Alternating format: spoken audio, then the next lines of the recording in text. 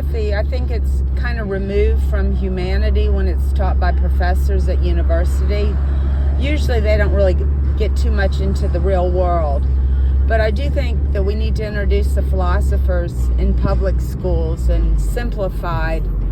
And then I also think kids can have a right to decide what the philosophy means to them. And there's no right or wrong, it's a discussion.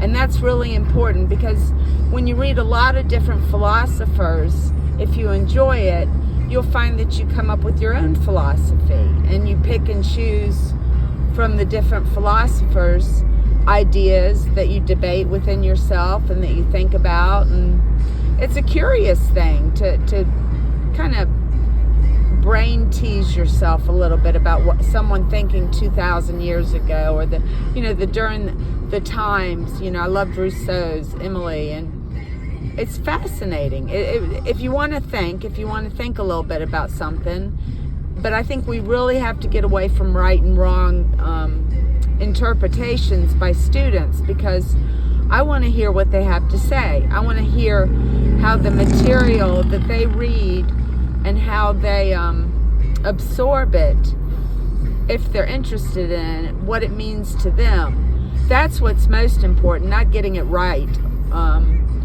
I took philosophy in college, and I don't think I interpreted it the same way the teacher did, and I didn't make that good a grade, so I thought I wasn't good at it. And then when I got older, in my 40s, I had read some simple existentialism and things like that, but another thing is a lot of these philosophers write as they get older and been through things, so maybe the young brain's not really quite ready to interpret it until they get older. And that's fine too, because you're going to have people running for Congress in their 60s, and